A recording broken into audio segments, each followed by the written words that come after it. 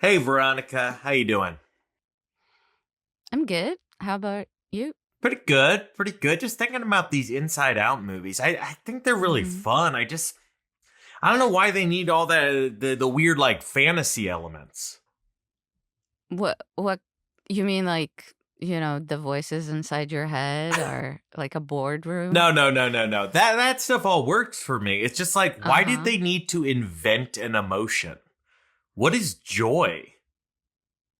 Oh, joy is when you're feeling happy and excited about things and like nothing could go wrong because you're so happy with your lot in life.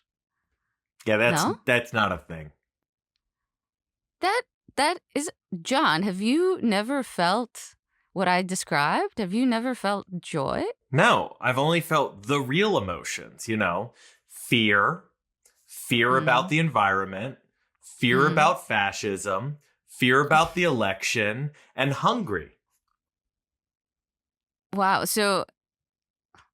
Wow, that is very sad. So your head is kind of empty. Like there's only two emotions. Yep, my head is completely empty. Yet watch me talk for an hour and a half. Thanks, America. Toot toot! Toot toot.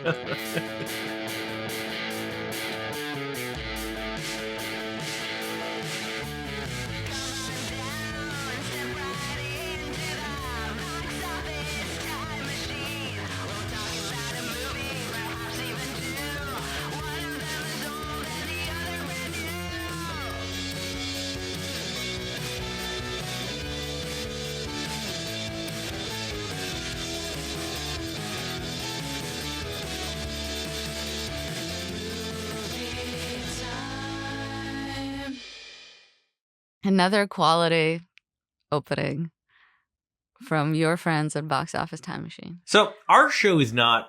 We have no sponsors. But No. now we have a video component. Now we're taking video, and I'm now always concerned because no one's paying us. I don't want anyone to see the brand of drink I'm drinking, because how Oh, dare really? anyone get any marketing? And all these companies, they're smart. They put their label on both sides of the can. I can't hide it. Well, if there's a minuscule spike in the sales of Modelo's or the brand that shall not be named, I am uh, definitely not drinking delicious Modelo coladas. But mm, if Modelo wants to give us money, maybe I am. Until John, then, are gross. Ew. John, are Modelo coladas refreshing drinks that mix, fresh flavors, zesty flavors with the traditional beer quality of Modelo? I'll tell you for $100,000. Wow, way to Bill Hader it. Oh, Bill Hader? You mean one of the two actors who didn't return for Inside Out 2 because Disney wouldn't pay them enough money? That's right. We're talking about Inside Out 2 here on Box Office Time Machine. Wow, segue. Hello, John. Hello, Veronica. How are you doing? And what is this show we do? This show we do where we talk about the number one movie at the box office this week or a weekend decades in the past. That was pretty good. I That was think pretty we're good. kind of figuring out Yeah. Although you the didn't tell intro. me how you were doing. I asked you two questions because I forgot I Oh, should be sorry. finishing introing the show. I am doing fine because we are watching a number one movie at the box office this weekend or a weekend in decades in the past. Every time we nail a segue or get a description of the show we've been doing for years correct, do you think our joy sensors go, yes, nailed it, Yes. pressing the yes. glowing button? I want a giant console with hundreds of buttons that don't seem to do anything, but I can keep pressing. Yeah, none of them are labeled. How do they know what they're pressing? I don't know about the characters, but all I could think while watching this movie is the animation team. Like, do they have a real thought process about who's pressing what when, or are they just kind of making the hands move all over the place? It's probably a little bit of column A, a little bit of column B in that instance. I think they know who's supposed to press a button and when, but not that button. They're not like, oh yeah, the blue button, 3 buttons from the top. Like 3 from the left is the one. Well, it's kind of like, Veronica, you live with a professional guitarist. Does he care if animated characters like have their fingers right when they're playing a song? Like if you watched Coco, another Pixar movie, and that little boy like didn't have his fingering right, would he get upset? I mean, he doesn't get upset. So it seems like that would be quite out of character for that to be the thing, the straw that breaks the camel's back is the poor fingering on Coco. And by fingering, I mean placement of fingers. No, you're talking about the frame. Coco porn you watch. About right, now you know too much about me. He goes to the land of the dead and gets laid. I mean, you know what?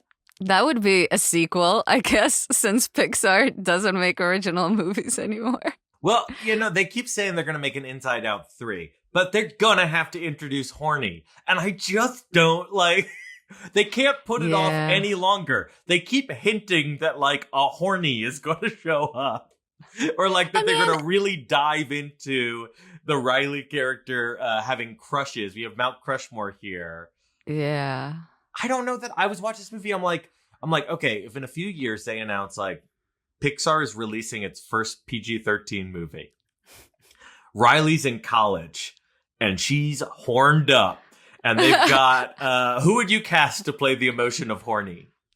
Sean William Scott, Stifler from American Pie. Celebrating its 25th anniversary this year. What a classic. Sean William Scott is returning to just play basically Stifler. This is Inside Out. People might not realize Inside Out is very similar to an attraction that used to be at Epcot called Cranial Command. And obviously I'm sure there have been tons of things that are the people that work in your head, Woody Allen had the talking sperm army in Everything You Need to Know About Sex. Yeah. But so Disney had something that was very similar called Cranial Command and it was made in the late 80s. And I know that because nearly all of the characters of the people inside the body that are working the systems are late 80s SNL actors playing their characters. So the fucking the right and left side of the heart, can you guess who they are? Right and left side of the heart. Think about it. It's late 80s recurring characters on SNL. Who would you put as the two sides of the heart? Franz? Hans and Franz are there to pump your blood. Oh, that's cute. It's something like that. But so, if maybe we could return to that era of casting. So Sean William Scott will just be playing Stifler to play Horny. Yeah. But even if he isn't, even if he is, because I feel like my central thesis of this movie is that this movie is for parents or for very young children, maybe. But so I feel like for the first demographic, introducing someone like Sean William Scott as horniness actually really works because they grew up with him as being the horniest man alive. Has Sean William Scott ever done any voice acting? I'm checking. That's a great question. 1 minute. Let's see. This is fascinating. Good. Just talk about something. Talk about anything. I've only seen the first American Pie movie, and I hated it. Wow and double wow. It's a classic. And American Pie 2 is even better. They go up in each one. Oh wow! Wedding. It's a Empire Strikes Union, Back situation. American Pie, The Naked Mile. The only person I could relate in that one is that guy who didn't want to poop in a public bathroom. Finch? You're a Finch, Veronica? I guess. Who would you be? Who would I be? I would be one of the other dudes on the choir, the jazz club choir, who are pissed off that Chris Klein took the best singing part. Oh, so you would not want to be Chris Klein? No, nor could I sing or relate to that character anyway. That's just the only tertiary character I could think of. I guess I could be young John Cho. What does he do in that one? He coins the term MILF. Wow, that's quite the wordsmith. All right, we've talked about American Pie for 5 minutes, also that I could learn that, yes, Seann William Scott has done voice acting. He played the role Crash in Ice Age, The Meltdown. Wow. So he is perfectly He's situated to play Horny in Inside Out 3. I think they'd need a lady. I think they would need I think they'd have to have a female. Oh, Allison Hannigan. She's horny in American Pie. She's just like, it has hey, to be from emotions. American Pie. Hey, other emotions. I think we should tell Riley to fuck a flute. I think horn? my ideas are great. What is the line from that movie? What? Sorry. What is the line from that movie? What did Allison Hannigan? One time at band camp? What was the instrument? Yeah, she stuck a flute down there, I think. Cigar style. I really hope no children just seeking to learn more about Inside Out 2 have listened to this episode as the first episode of our show they've ever listened to. I mean, I'm pretty diligent about adding explicit to every episode that we do, so hopefully, kids, unless your parents really don't care about you, you should not be hearing this. I do. I want to get to this movie in a second, but I want to, literally, do you think, would you be interested in watching, a more mature Inside Out 3? I'm not saying, no. It's not Sausage Party. It's not R-rated. Oh, God. But would you be they're like, no.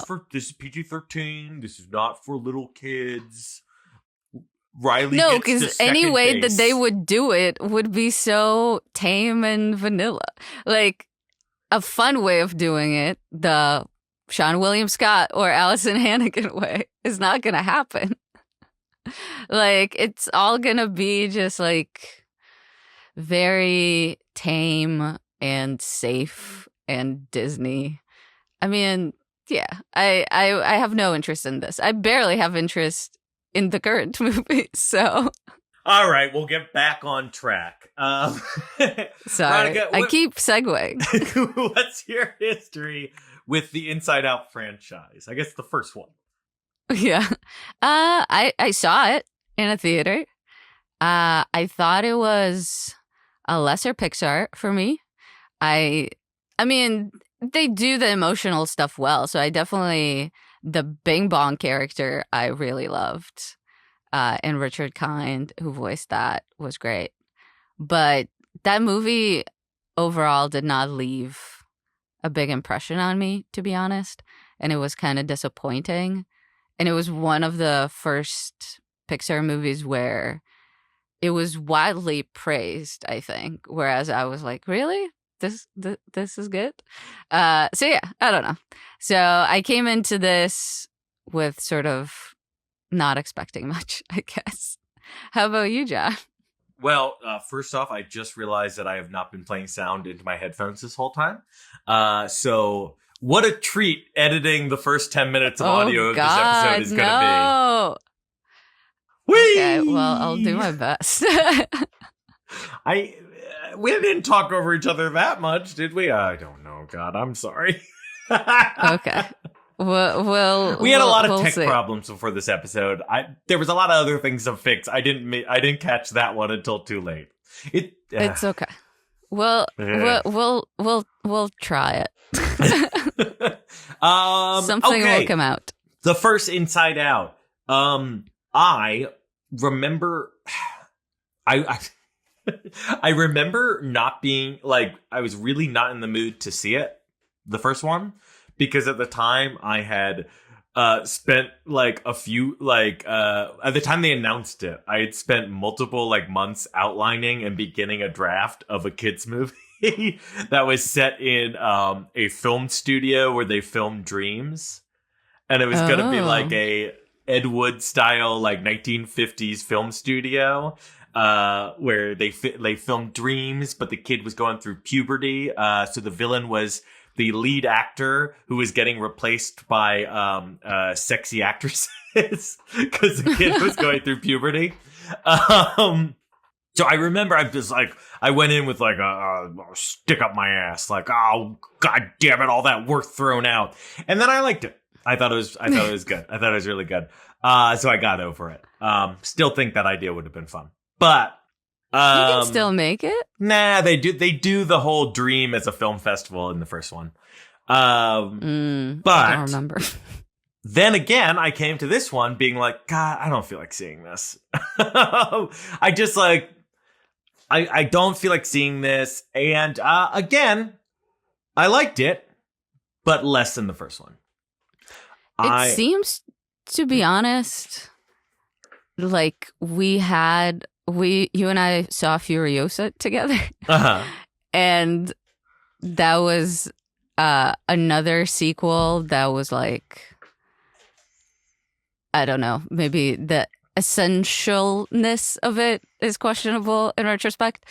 And I feel like it was actually a very similar criticism that we had for that movie as we did for this, whereas there was a new world to discover in Inside Out too, obviously, because it's an original story.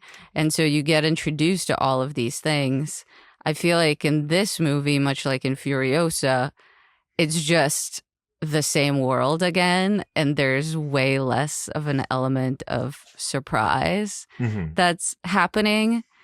And yeah, which is why it just felt like, okay, well, yeah, this is more of the same, and I haven't really enjoyed the same that much, so. Yeah, a very quick plot introduction, then we are going to be spoiling everything, because I just want to get into it. It's Inside Out again.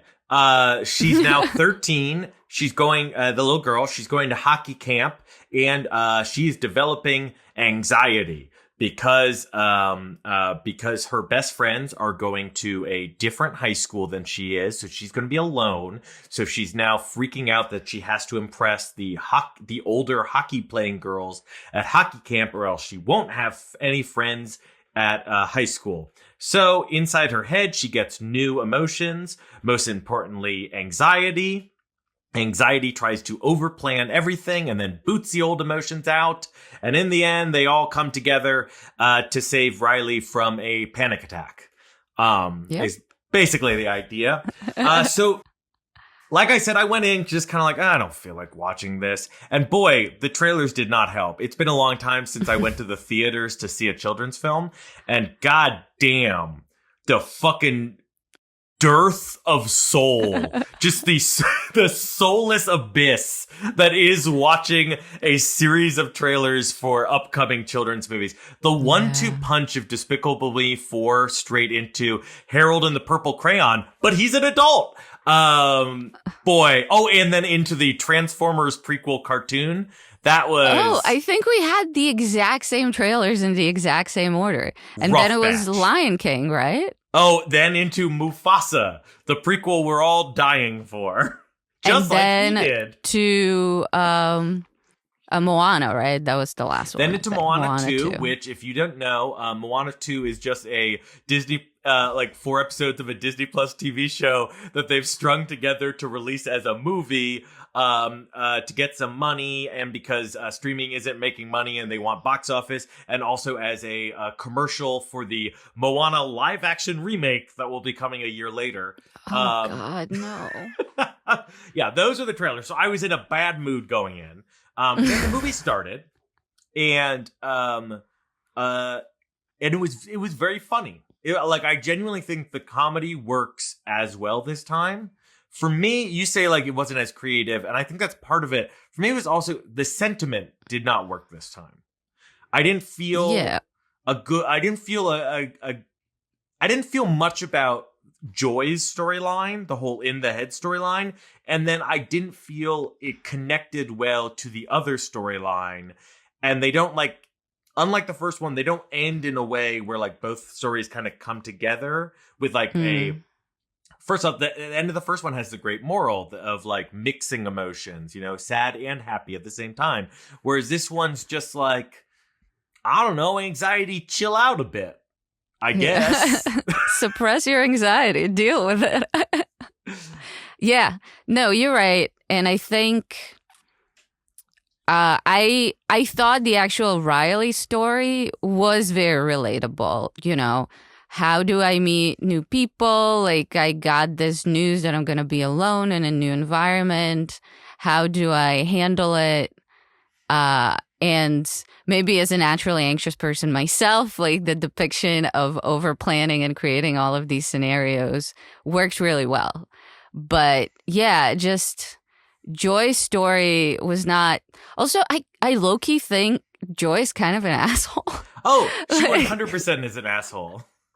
Yeah, because she is very much all about, you know, anxiety is all about control, but so is Joy. She is not letting the other emotions to share the stage with her, to, you know, to contribute to Riley's, you know, rainbow of emotions. And it just like, it's not, I was almost not rooting for her to come back because I was like, yeah, you're just kind of, all that you're doing seems kind of selfish, and they never really addressed that as much. It seemed like that was the lesson anxiety learned, that, you know, you can't control everything, you know, you can't shape Riley's personality or what have you. But Joy did not learn any lesson. The lesson that she learned is that, like, you're needed all the time. Which is like fine. I mean, joy is a nice emotion to want to have all the time. I don't disagree, but it's just like, as a character, it's never addressed that she is kind of a dick. Well, so I'm gonna both agree and push back a little at the same time because I have mixed emotions because I'm a mature 10-year-old or however old she was in the first one. Joy is an asshole. And it's Amy Poehler's voicing Joy back from the first one. And from the beginning, like Joy in the first one and in this one is very much Leslie Knope. She is the Leslie Knope character that Amy Poehler was famous for at the time that they made the first one. Here's a big difference. Parks and Rec never wanted, after the first season, to admit that Leslie Knope fucking sucks. Sorry, Parks and Rec fans. If you knew Leslie Knope in real life, you would blow your fucking brains out. She's a miserable nightmare of a person. Anyone who's that positive and like just positive to the point of deluding herself, awful. I hate Leslie Knope. I'm gonna come out and fucking say it. I hate that fictional character. Wow. But our future president, Leslie Knope? I can't believe it. But unlike Parks and Rec, particularly in the later seasons when they stopped doing jokes, unlike that, Inside Out, the Inside Out movie franchise understands that Joy sucks, understands that she's overbearing and a bully. And that's, I think to an extent they do. Yeah. Well, so the first movie was all about that. Joy had to learn that she was a bully. I think the big problem in this second movie is that she doesn't have an arc, really.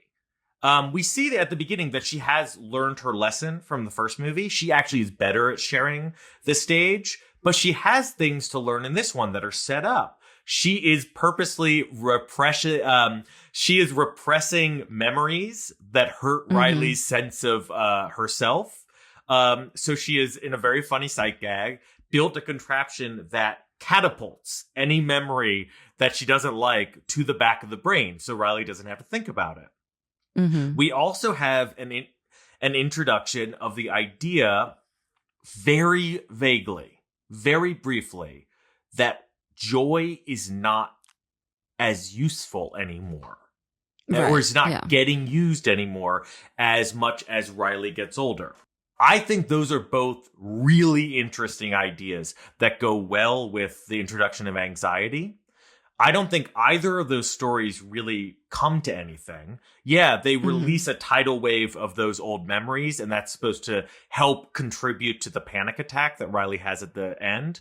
But like, Joy never like kind of acknowledges that it's kind of her fault that they're all back there to flood in at once anyway. And then the whole idea of like joy being felt less as you get older is barely touched on and doesn't go anywhere. And I think partly it's because both of those story ideas would make more sense for an older Riley. And as much as they talk about wanting to do a third movie with an older Riley, I think there's so many reasons not to do it because it just becomes a completely different movie when you have a human being who has aged to the point of having sexual desire. It's a completely different film.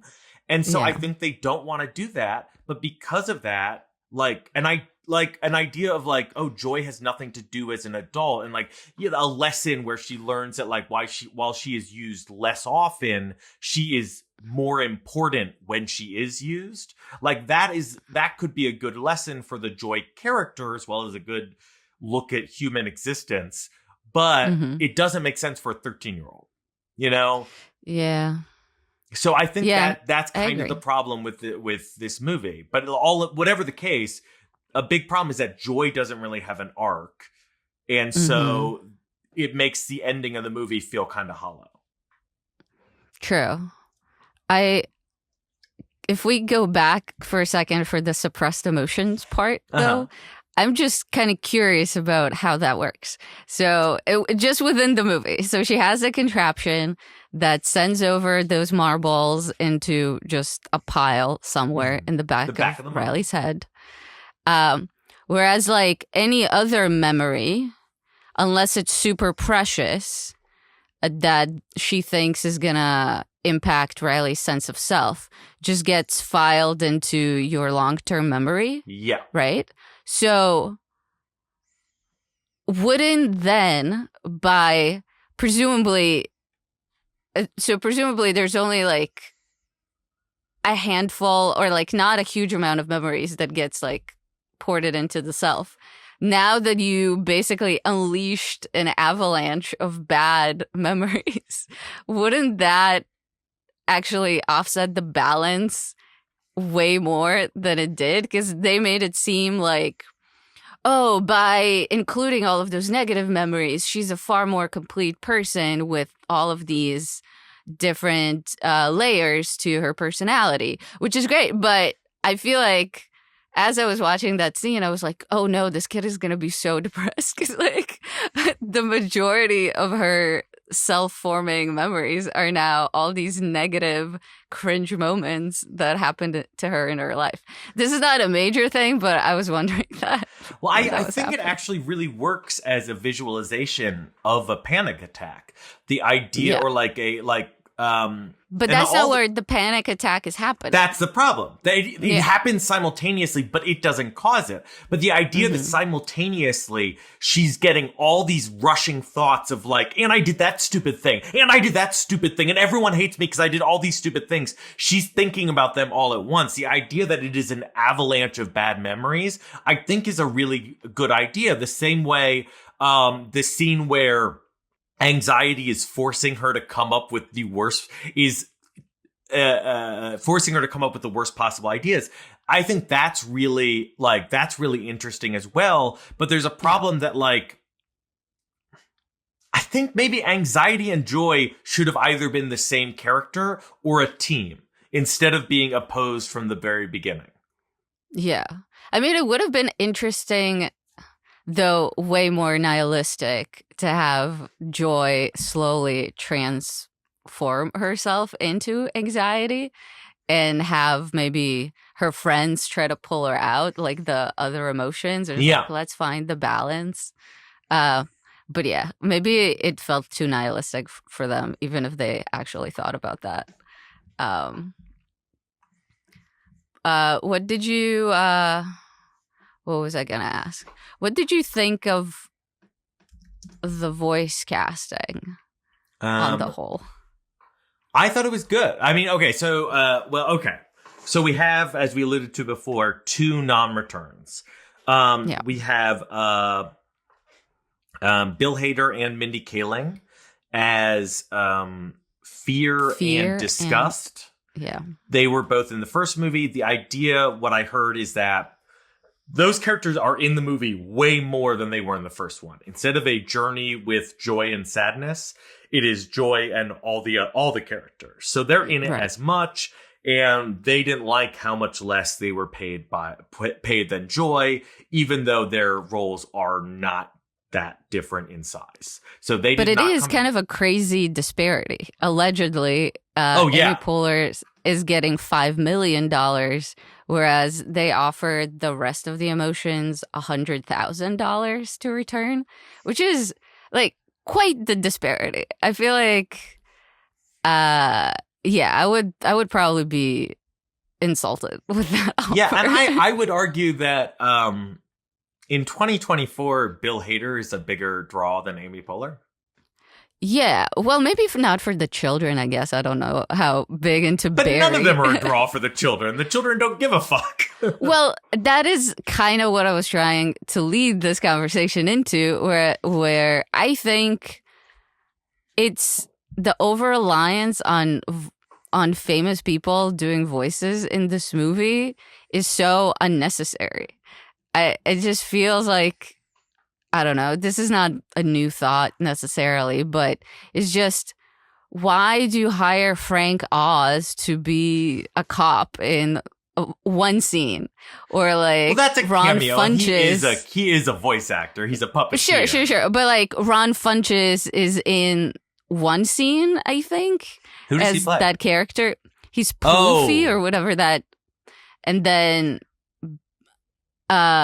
anyway, it just feels, the new voices, I mean, one of them is Tony Hale, who's also very famous.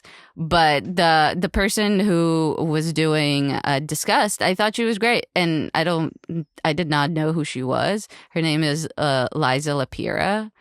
And she did a great job. And it wasn't like I was clamoring for Mindy Kaling. I was like, oh my God, like the loss. And it just, I don't know. It kind of, thinking back to the time, like Paul Walter Hauser, the guy who played the Atlanta bomber and won an Oscar for I, Tonya, does, what is it called?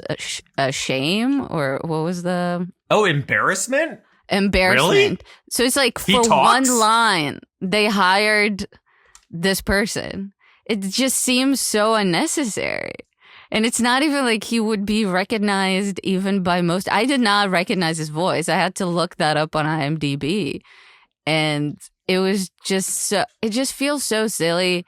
And I think for the most part, the reason why I don't like it is because there are a ton of great voice actors that are just not getting these opportunities, you know? Like, it used to be that, you know, non-A-list person voiced leads, like, you know, Beauty and the Beast and Aladdin and all of those things. And now it's like, it has to be $5 million for Amy Poehler. I don't know, it just seems very silly. To be fair, I don't think Pixar is that guilty of what you're talking about. Oh, of course. Yeah. I mean, it all started with like the Shrekification of things. Though, I mean, Pixar, they did get Tom Hanks and Tim Allen for Toy Story. Who I think... No, they work. They're really good, but there's but there could be talented actors who are not getting opportunities. Who is in Despicable Me 4? I don't know, Steve Carell. Will Ferrell is the new villain. Okay, sure. Yeah, I mean, they all are doing Joey it King. now. The actress Joey King is a new character in it. Stephen Colbert, he's done a ton of voice acting. Yeah. There are no more big feature length that cast a pure voice actor. That just doesn't happen I don't anymore. understand why, especially if you want to save on costs. Why not hire someone? If the movie business is failing, why not hire?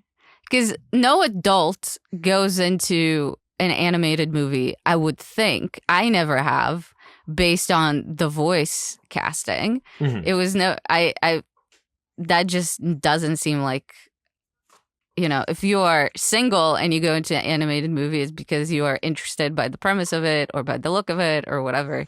If you're an adult with children, you go to it because you have to go to it. It doesn't matter. And so it seems like a bad investment. It's you're not thinking about the way a studio head is. They need Amy Poehler to be doing the marketing rounds. They need But for Maya whose Hawke benefit? and Iowa Debris to do the marketing. For whom? Like, who needs Amy Poehler to tell them about Inside Out too? That's because madness. she can go on Good Morning America, and random voice actress cannot go on Good Morning America. But they could also just do a featurette on Good Morning America telling you all about the world of Inside Out 2, interview Pete Docter or whatever. I mean, Beauty and the Beast was a success without, what's her name, Paige O'Hara going on the Today Show or whatever it is. We don't live in that time anymore, unfortunately. But it just seems like we put ourselves into that corner. It just feels like this is the reason you do it is because everyone is doing it, Like, there's no actual logical reason for that to keep. It's just now the expectation is such. But I feel like if you produced Pixar, especially, a studio bigger than any star that's ever was featured in as a voice in its movies, should, if anything, be taking the lead on that. Let the Illuminations of the world and the DreamWorkses of the world get those stunt casting and actually focus on good stories. So let's focus on the two big new casting, not counting Tony Hale replacing Bill Hader and Liza Lapira replacing Mindy Kaling. The two major new roles are I just said her name. Maya Hawke. Maya Hawke from Stranger Things and Uma Thurman's Belly. And Asteroid City. She was wonderful in that. Oh, I like her. I like Maya Hawke a lot. But hey, who are we if we don't always haunt every Nepo baby with a reminder of who they are at all times? I'm sure she knows. Oh, she does know. She's done interviews about it. And Iowa Debris as Envy. Do you think, the thing is, I think those are both good casting. Iowa Debris, I didn't even recognize it was her. I didn't recognize her. Whereas when the last kids movie I saw, which was Teenage Mutant Ninja Turtles, she played April O'Neil. And I did she was doing much more her normal voice. This did not sound like, say, her character from The Bear or Bottoms or anything. So I thought she was doing a really good vocal performance. And I think Maya Hawke was genuinely pretty perfect for the character of Anxiety. That was the right voice for a villain who's not truly evil, is well-meaning, but is causing a disaster through how well-meaning they are, while also sounding frazzled and young. So, I have no problem with either of those casting, even though, yes, they are pre-existing famous live-action actors.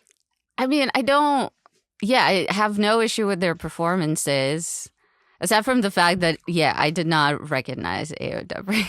Who I mean that as a compliment. I think she's wonderful. But I did not recognize either of them. I guess I recognized Maya Hawke or Maya Hawke? Maya Hawke. Is it Mia? Maya? Because I knew that she was a hawk. Well, maybe I get confused with Uma Thurman's character in Pulp Fiction.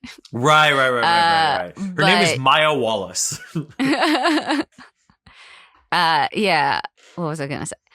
But so I knew that she was Anxiety, so there was no, but I don't think I would have recognized her voice otherwise.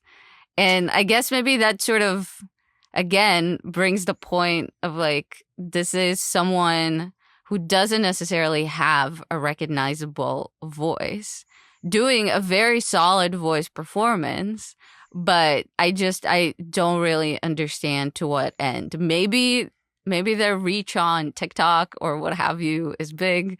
I'm an aging millennial. I don't know. But I don't know. I feel like I'm kind of bummed for just voice performers. Well, you know what? I think they have scarier stuff to worry about with terrible AI. Okay, but I don't know any actors who are purely professional voice actors that I could ask about this. But I would imagine at this point, most of their work is in TV and then particularly video games. Or like ads, probably voiceovers and stuff. Yeah, I don't know. Well, ads are the ones that are going to hire soulless AI abominations until a year or two from now when we finally give up on that fucking bullshit. What are you talking about? AI is the future. It's going to save us from famine, from global warming, from radicalization in politics. Oh, you didn't understand. When I said it would save us from that, I mean it would save us, the people who own the companies. It's going to make everything worse for all of you. You guys didn't hear me. What did I say? It was something about like, since Google started using their AI, their like energy use has gone up 48%. I mean, it is kind of insane that I don't know what it was like in LA recently, but in New York, we were getting all these emails from the electricity provider being like, hey, how about you turn your AC to 75 degrees or maybe turn it off? And it's like, are you sending the same email to the AI farms and the crypto farms? Because I feel like this is just like Coca-Cola telling me to recycle a can.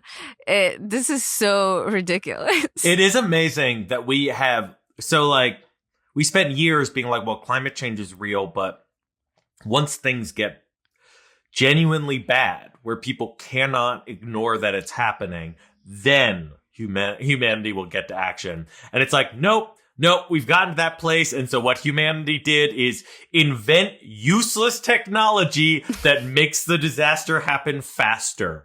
Way to go. Yeah, really sucks.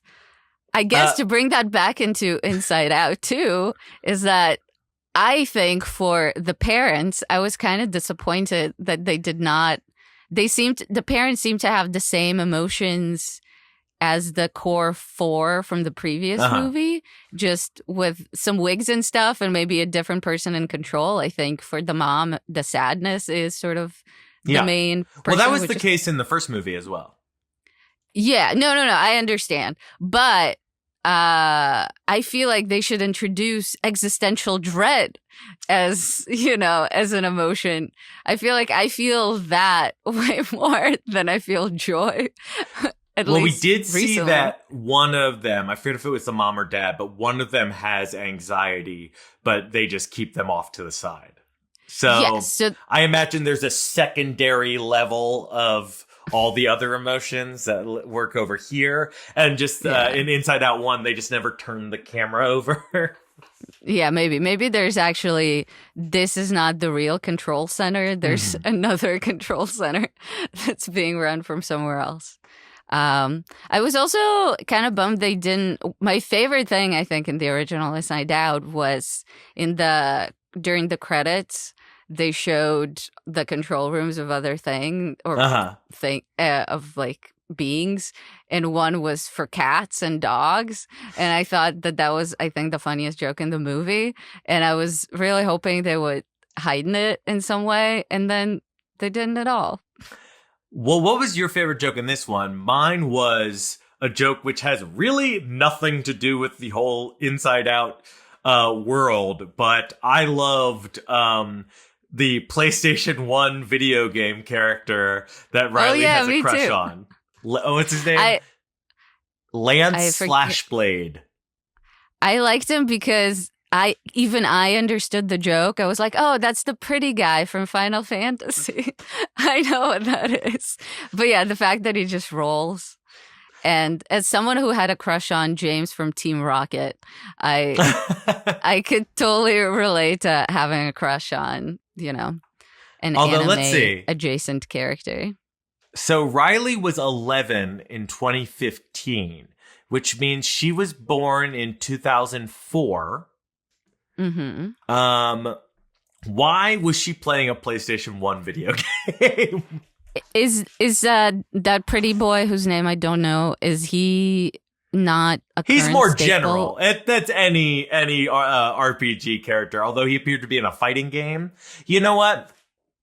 They could have been playing their universe's version of Smash Brothers, which brings back old video game characters. I legitimately had this conversation with people leaving the theater, and my one friend was like, well, maybe it was like a mobile game with like less good graphics.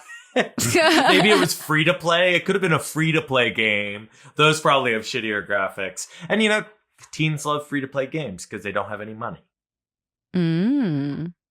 I think that was also my favorite joke. Unfortunately.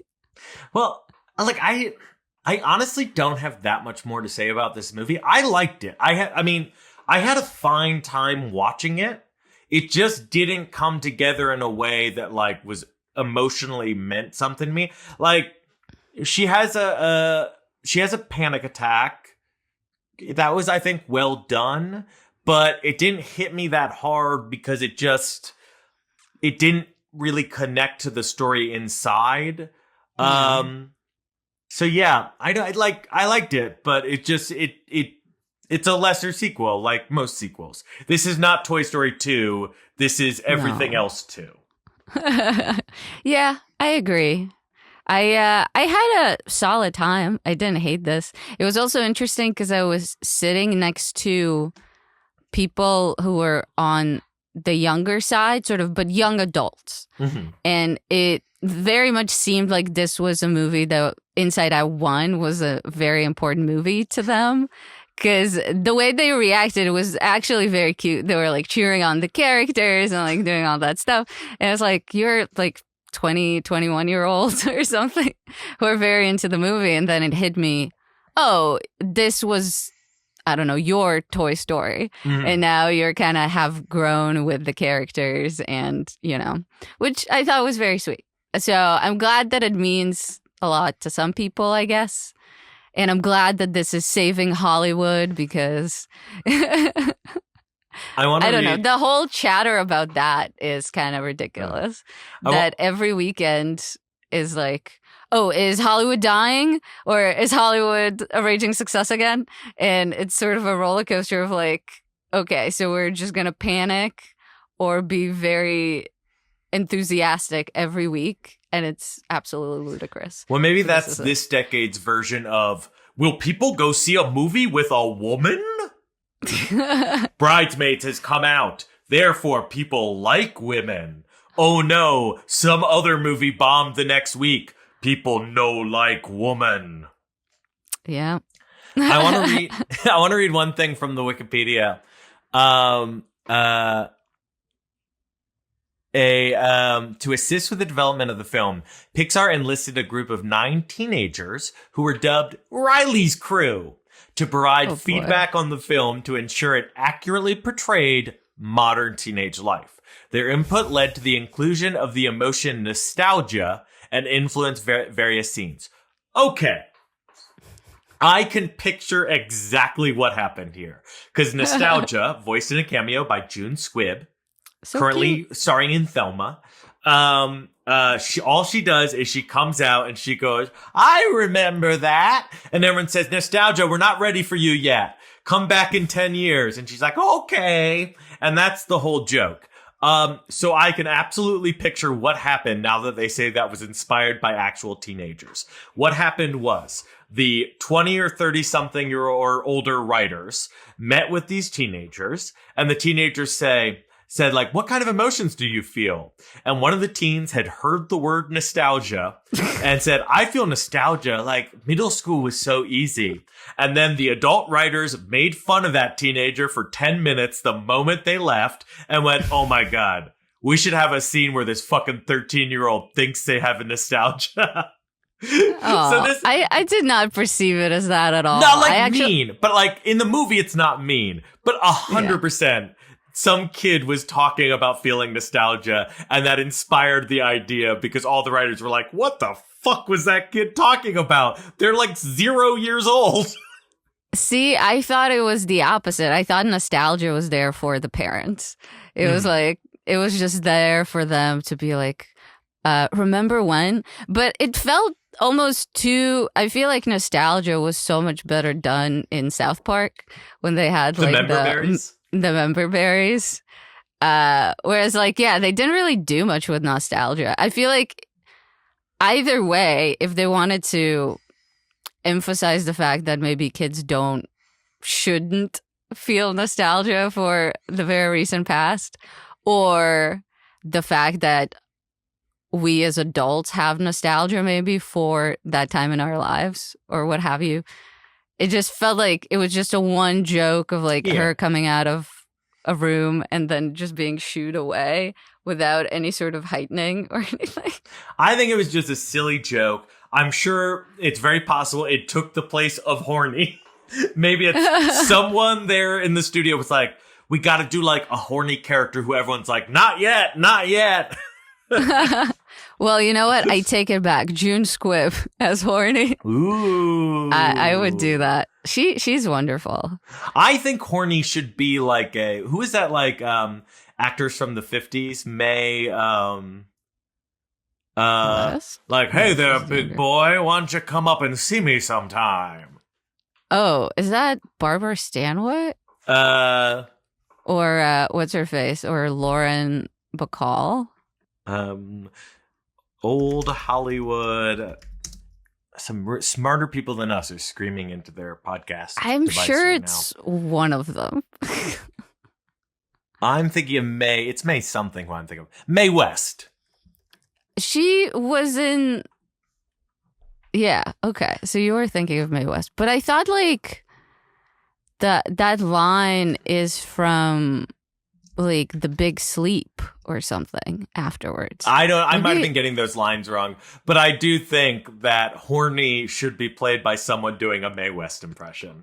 I think that is the easiest way to get, like, a Disney appropriate version of horny, that it's a slinky like classic dame who just makes cheesy double entendres all the time. Yeah. Inside Out 3, I'm ready. Call me in. I'm going to introduce horny. I'm going to make it a 100-year-old movie reference. All right. Well, I feel like on that note, yeah, let's move on. We could probably rate the movie. Yeah. What do you think? 3, 2, 1. B minus. B minus. Yeah. Wow. Yeah. Yeah. I saw a lot of other movies recently that I was more excited to talk about, and I was so sure that A Quiet Place 2 was going to be number 1. And if we saw that and genuinely hated it, like I just didn't really like the first 2, but I was almost going to pitch a thing where we were like, it's Quiet Place 2, we can't talk about it. So instead we're going to talk about movies that were actually interesting. I was dreading that we'll have to watch A Quiet Place 3, and it would have been that I've seen all of those freaking movies for this podcast. And which, I don't know, the thought of it made me more miserable than I wanted to. For this podcast? Do we actually voluntarily see it? I think we only saw 2, but I watched 1 to get ready for 2. Maybe? No, didn't we see 1 together? I feel like we saw it together. I saw it. I feel like I didn't see it in the theaters. I feel like I only saw Quiet Place 2 in the theaters. I remember seeing that with you. And we went to a restaurant afterwards. Oh, nostalgia. Do you remember A Quiet Place 2? We thought it was not very good. Had its moments. Cillian Murphy was in it for some reason. All right, Grandma. Off back to the closet with you. But no, we didn't see Quiet Place 2. We saw this. So I did not get to do my game of This is Quiet Place 3, by the way, John. What? Quiet Place 3. Oh, whatever the fuck. Who cares? Quiet Place Day Zero or whatever the hell they call it. It's a prequel. I hear that it's decent. Yeah, but I've heard it's decent as well. But you know what I also heard was decent? Quiet Place 1 and 2. These are like, I don't hate these movies. My main problem with that franchise is that if they admitted that they were stupid, it would be much more fun. But because they won't accept that they have a silly, stupid premise, then it leaves you open to just constantly being like, well, this doesn't make any sense. Like, because they want it to be many plot holes. Yeah, it has to be a serious treatise on family sacrifice. And it's like, nah, it's your dumb alien movie. Just have fun. Have fun. Yeah. They're the Westworld of movies. You're a TV show about fuck robots. Just have fun. Okay. All right. But I did see some other movies that I thought were interesting. Well, what were they? Okay. Now, enumerate them. I know that you were going to see Maxine. You have not seen Maxine yet. No, right? I was not lucky enough like you.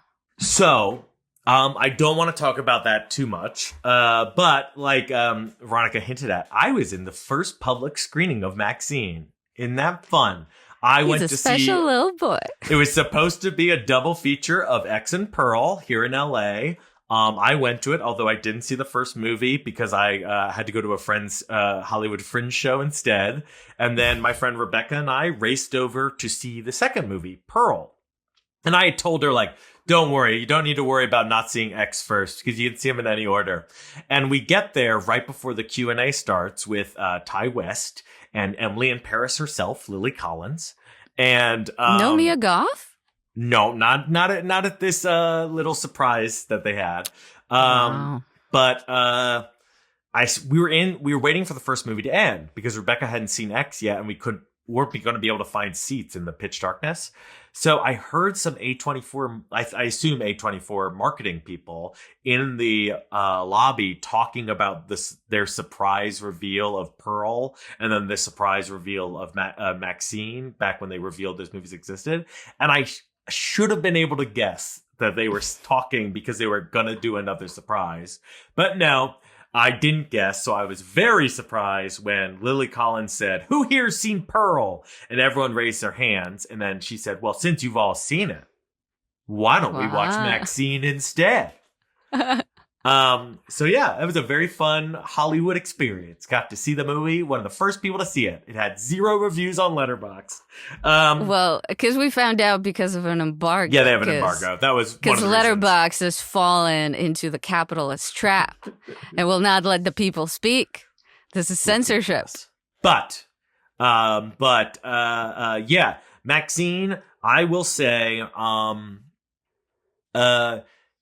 without saying any more details, I will say it is my least favorite of the trilogy. That being said, that trilogy is every movie is so kind of different in so many ways that I would not be surprised if, same with the other two, there are some people who say this is their favorite of the trilogy. Because each movie has its own like aesthetics and its own, and they're all fairly similar in quality, I think. But for reasons that I won't talk about until you've seen it, this was probably my least favorite, but I still liked it. I think it's a lot of fun, and I think you're going to have a lot of fun when you see it. And I'm excited to talk to you about it. This weekend. I saw the movie Stone Cold from 1991. Is that about Steve Austin? Nope, he wasn't a thing yet. It is fucking insane. It is, they made it for $25 million. It's a crazy, the world's stupidest action movie ever made for $25 million in 1991. We did the math on that. That's $60 million with inflation. Civil War, $40 million. I mean, that seems like a good chunk of money. It makes no sense. Apparently they didn't film a lot of the boring scenes that had plot. All I'll say is, Cool. If you like good, dumb action movies that look beautiful because they have an absurd amount of money in them and they're filmed on film, and you want to see a great Lance Henriksen performance, at the very least, watch the first 5 minutes of Stone Cold. The first opening scene is insane. Then watch the opening credits. Those are more insane. It's a pretty good, insane movie. Kind of, by the end of the movie, the plot makes so little sense, you will feel like you're having a fever dream. But it's a good movie. I had never heard of this movie before, and I had a very good time. I saw Tenebrae. Tenebrae? How's your Italian? Tenebrae. I think I'm just not that much of a giallo guy. I like them fine, but they're all like mysteries, but then the mystery never really makes sense. So, yeah, I liked it fine. Like a lot of Argento outside of Suspiria, I liked it fine, but didn't love it. I saw Abigail, which was fun. The first 2/3 of Abigail are a blast. That's a little girl vampire. Not Let the Right One In. It's the comedy a group of dum-dums kidnap a little girl not realizing she's a vampire. The first 2/3 are a blast. The last third kind of falls apart, but the first 2/3 exactly what you want. But then I also saw Kinds of Kindness, and I know you did as well. And I would love to. We haven't really talked about it. I would love to hear what you think of Yorgos Lanthimos' Kinds of Kindness. I think I low-key loved it. I love the weirder of his movies. I think obviously The Lobster for me is the peak, but I think the one right below it for me is something like Killing of a Sacred Deer. Really? I like it when things get uncomfortable. Have you ever seen Dogtooth? Yes. That might have crossed some scenes into even more uncomfortable than I wanted them to be for me. But yes, there are highlights in Dogtooth that I think are probably some of the best like stuff that he has done. And there's also stuff that I never want to watch again, which is why I've never seen that movie more than once. But I kind of like that he still went for that.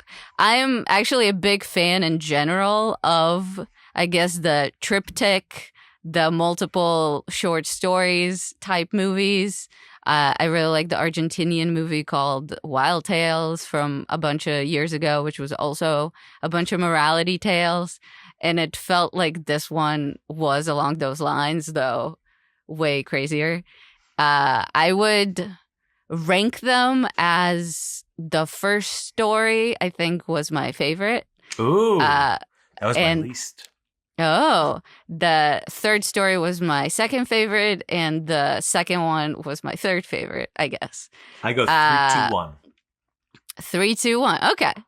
But yeah, I just felt like it was fun, very funny, and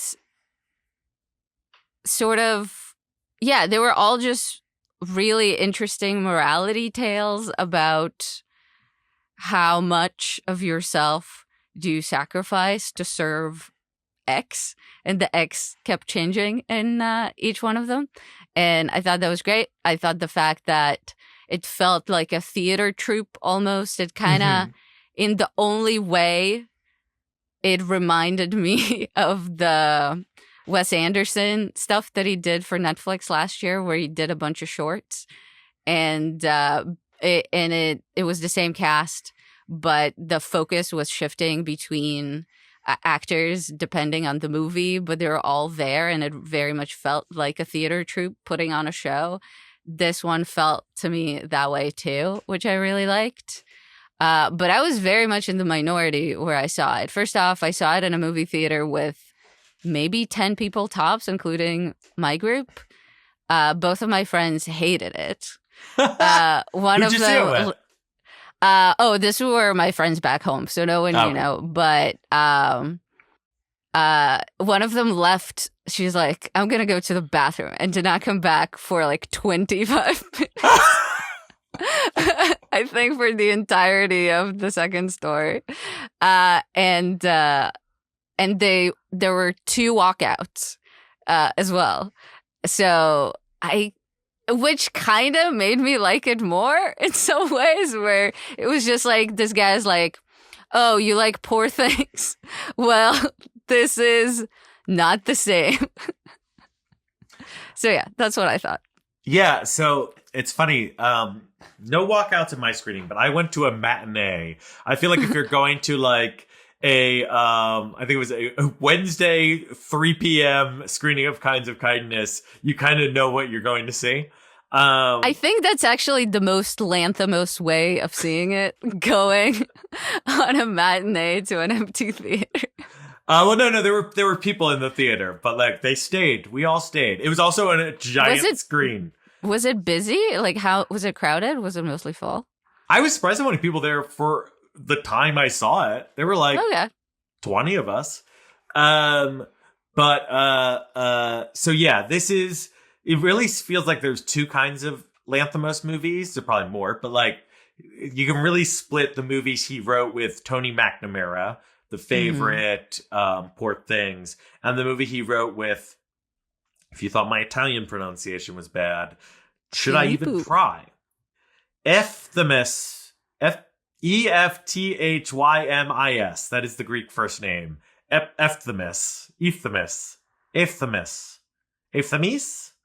I don't know. I apologize. I love your movies, sir. Sorry.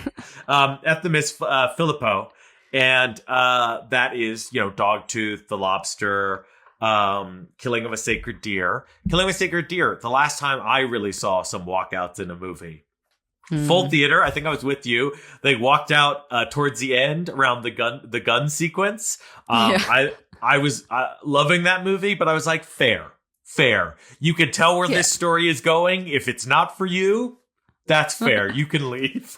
I think that's a totally okay choice. But this movie was really like the opposite of a lot of the movies I've seen recently. Inside Out 2, Hitman. Oh, this was not like Inside Out 2. No, but yeah, what I mean is my reaction was the opposite. Inside Out 2, Hitman, and like Abigail. Movies that I really kind of enjoyed in the moment. But after they were done, the more I thought about it, less so Abigail, but the other 2 certainly, the more I thought about it, I was like, that really wasn't as good as it could have been. It was fun, but that really wasn't as good as it could have been. Whereas Kinds of Kindness, there were times where I was not particularly enjoying watching it. It's so long. It's so unnecessarily long. And then not only is like his style with when he does the movies with Philippou, where purposefully alienating and making it hard to really relate to the characters. Not only is there that, it's also an anthology, which has its additional like alienation thing. Because, like, well, this story is going to basically end with a punchline and then just end. So it has that. And then also it's just deeply unpleasant. But no movie has gone up in my estimation more than this movie. This is a real movie where like in the days that followed, every few hours I would think about it again and like it a little more. Yeah, so, likewise. Yeah, the podcast is not about that, so I won't go into detail about the act. Like, you know what it was? It was the more I thought about the connections to the stories, that was the more I enjoyed. Watching the third story, I enjoyed the most, like, on a moment-to-moment level, because I think, like, the characters have a slightly more relatable, like, drive in that one. It also has the best punchline. I mean, the punchline to that one is fantastic. I laughed like a maniac. Everyone stared at me. No one else laughed. I saw that coming. The thing. I mean, it's not that I didn't see it coming. I just really love that they did that.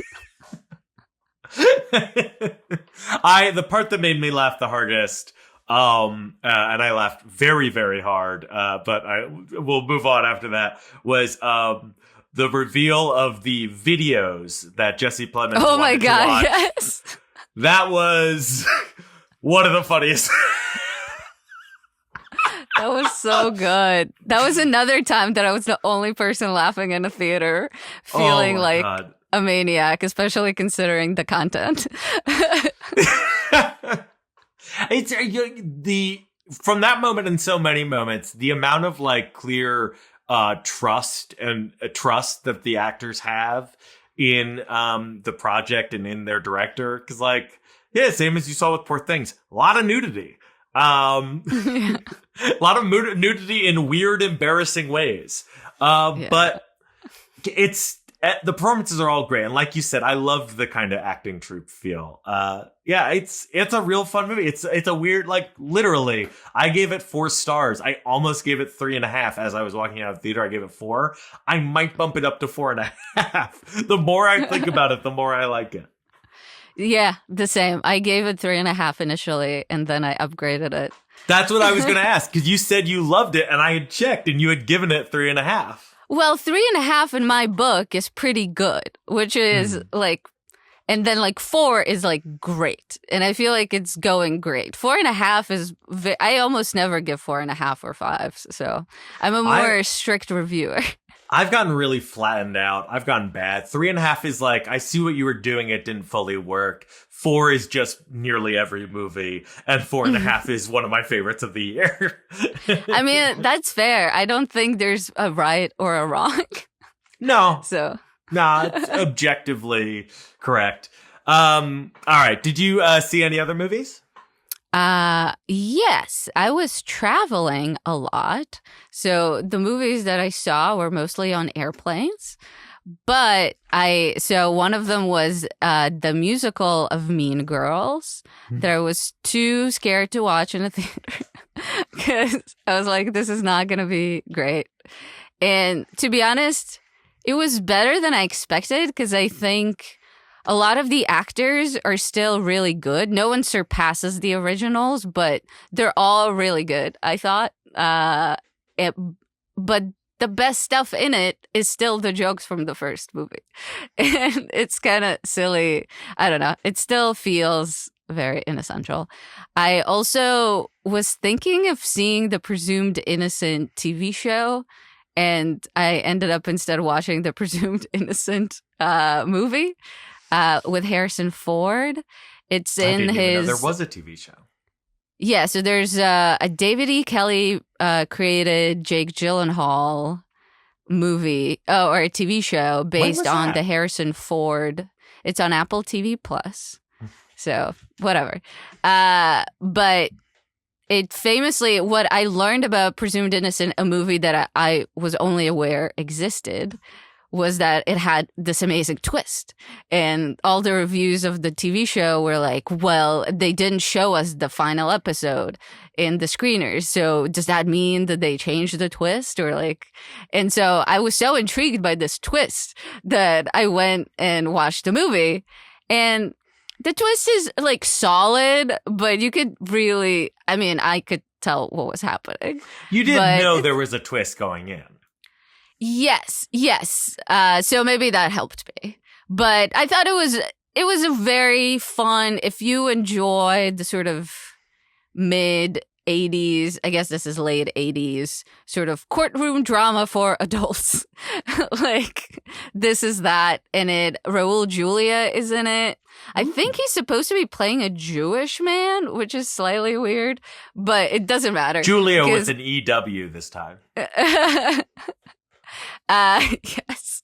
But yeah, no, he does a great job.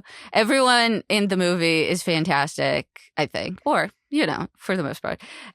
So it was a good time. It was a good time. And then, prior to leaving on my travels, I watched Bad Boys: Ride or Die, because I am a ride or die for the Bad Boys franchise. And I will say, not as good as Bad Boys 2, but few things are in life. But it does capture more of the silliness of that movie, which is what I enjoyed. I like the very stupid action stuff of Bad Boys 2. And that one kind of felt like it brought it back some more, because the second one the third one was, I mean, this was all pre-COVID, I guess, but I remember it being pretty dour. And this one felt fun, but I totally understand if people don't want to see it because of the Will Smith of it all. But I will say, Martin Lawrence, I think people are pretty over good. that. I guess. I don't think there's anyone who's like, oh, I'm going to go see Bad Boys 4. Oh, I do not agree with that slap situation. No, thank you, sir. I will rip up my ticket to Bad Boys 4. It just feels like in this day and age, we have to acknowledge stuff. But anyway, I had a good time. Yes, I gave money to Will Smith. Sue me. There are worse men out there. Yeah. I think the slap was deeply embarrassing. I think deeply cringy and embarrassing is in the realm of Hollywood crimes pretty low. Yes. No, I agree. It feels like from everything that I've read, though have not seen, that his performance at the BET Awards was even more cringe than that. Though I have yet to dip my toe into that. Well, maybe that's what we'll watch after this. But after that, what perchance will we be watching for our next episode? All right. Oh, man. Did I close that tab? Okay. Vamp. Vamp. Little vampire girl. Abigail.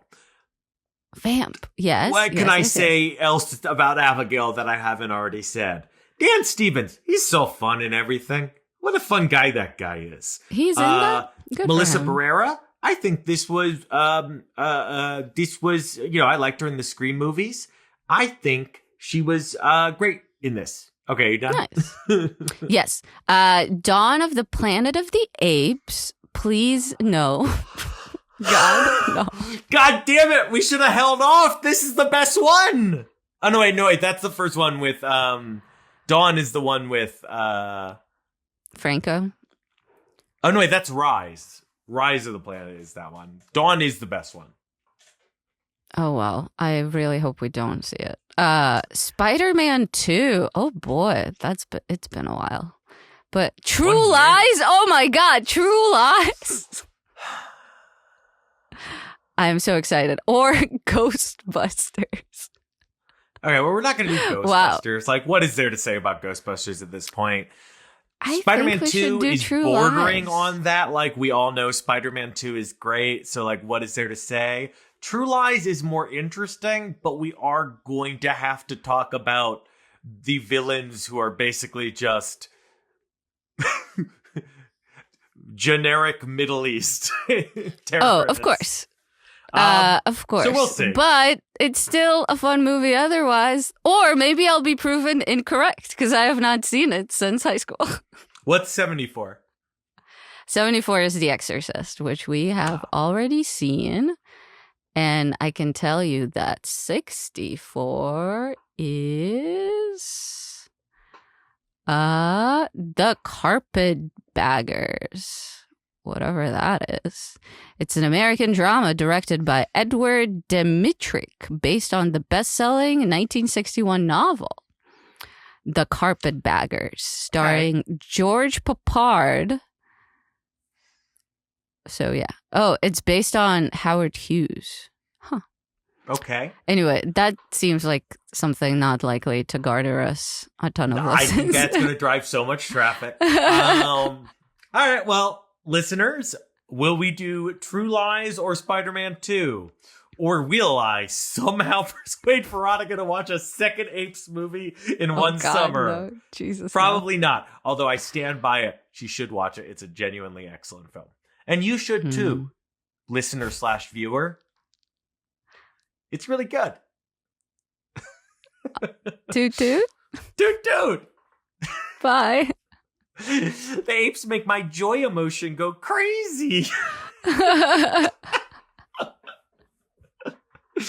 Oh, man. See, that would have been a heightening. What is a monkey's head like? Anyway. All right. Bye. We weren't done yet? That was still recording? I don't know.